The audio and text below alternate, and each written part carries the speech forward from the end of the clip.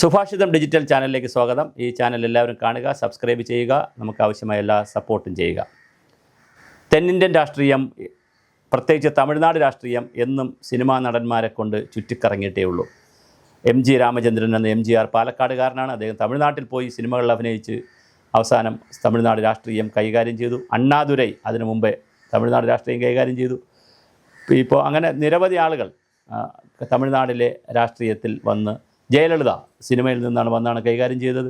കരുണാനിധിയും സിനിമയുമായി ബന്ധപ്പെട്ടിട്ടുള്ള ആളായിരുന്നു. സ്റ്റാലിൻ, ഉദയനിധി സ്റ്റാലിൻ, ഇവരെല്ലാം സിനിമാ മേഖലയുമായി ബന്ധപ്പെടുത്തി ഒക്കെ തന്നെയാണ് വന്നിട്ടുള്ളത്. അതിന് അവസാനമായി ഇപ്പോൾ കമലഹാസൻ ഇടയ്ക്ക് വന്നു. പക്ഷേ കമലഹാസൻ വേണ്ടത്ര ക്ലച്ച് പിടിച്ചില്ല. അദ്ദേഹം അവസാനം ഒരു DMK സഖ്യത്തിൽ പോയപ്പോൾ രാജ്യസഭയിലൊക്കെ പോകാനൊക്കെ ഉള്ള രീതിയിലേക്ക് മാറി. അതേസമയം വിജയ് അവിടെ ഗൗരവതരമായ ചലനങ്ങളും തരംഗങ്ങളുമാണ് ഉണ്ടാക്കിക്കൊണ്ടിരിക്കുന്നത്.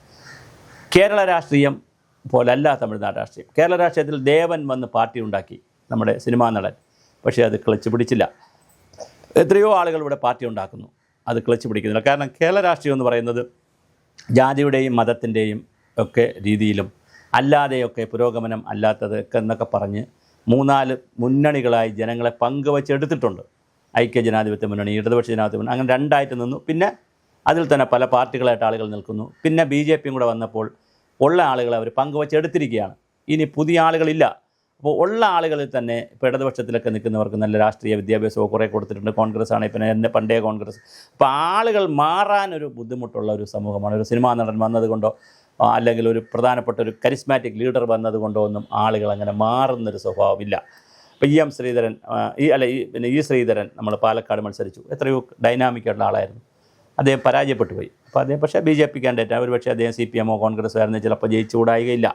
അപ്പോൾ ഞാൻ പറഞ്ഞത് കേരള രാഷ്ട്രീയത്തിൽ അങ്ങനെ വ്യക്തികളെ നോക്കി വോട്ടൊന്നും ചെയ്യുന്നൊരു സമൂഹമൊന്നും അല്ല നമ്മൾ. ഇപ്പോൾ ONV കുറുപ്പ് സാർ തിരുവനന്തപുരത്ത് തോറ്റുപോയി.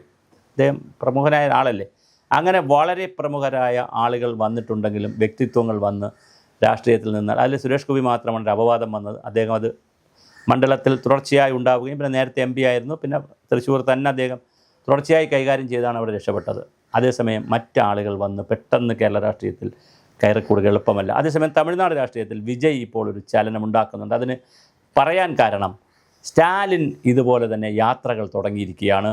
സ്റ്റാലിൻ്റെ അടി പതറുന്ന കാഴ്ചയാണ് തമിഴ്നാട്ടിൽ കണ്ടുകൊണ്ടിരിക്കുന്നത്.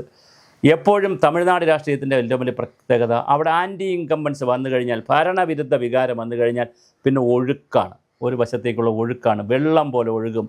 അവർക്കങ്ങനെ മാറുന്നതിൽ ബുദ്ധിമുട്ടുള്ളൊരു ജനതയല്ല, അങ്ങനെ ഒരു സമൂഹമാണ്. അത് നല്ലതാണോ ചീത്തയാണോ എന്നൊക്കെയുള്ളത് ജനാധിപത്യമാണ് തീരുമാനിക്കേണ്ടത്. നമുക്ക് പറയേണ്ട കാര്യമില്ല, നമ്മളതിന് ആളല്ല.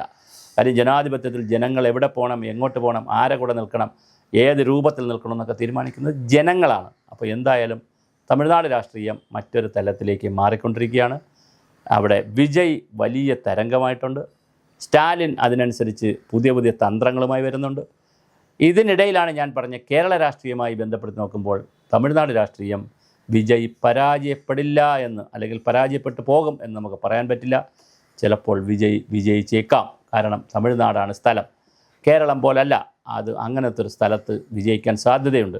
ഇവിടെ ഒരു സെലിബ്രിറ്റി ഇറങ്ങി, ഇപ്പോൾ മമ്മൂട്ടി, മോഹൻലാൽ, ദാദാ സാഹിബ് ഫാൽക്കെ അവാർഡ് കിട്ടിയെങ്കിൽ പിന്നെ മോഹൻലാൽ നാളൊരു പാർട്ടി ഉണ്ടാക്കി, അല്ലെങ്കിൽ മമ്മൂട്ടി ഒരു പാർട്ടി ഉണ്ടാക്കിയാലൊന്നും കേരളത്തിൽ ക്ലച്ച് പിടിക്കത്തില്ല. അങ്ങനത്തെ രാഷ്ട്രീയമല്ല കേരളത്തിലുള്ളത്.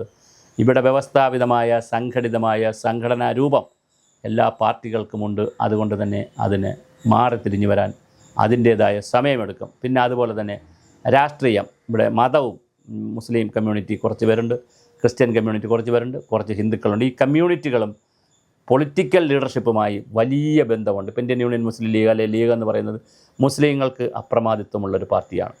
കേരള കോൺഗ്രസ് എന്ന് പറയുമ്പോൾ ക്രിസ്ത്യാനികൾക്ക് അപ്രമാദിത്വമുള്ള പാർട്ടിയാണ്.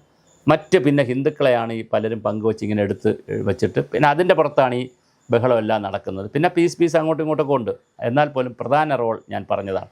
അപ്പോൾ തീർച്ചയായും തമിഴ്നാട് രാഷ്ട്രീയം മറ്റൊന്നാണ്, കേരള രാഷ്ട്രീയം മറ്റൊന്നാണ്.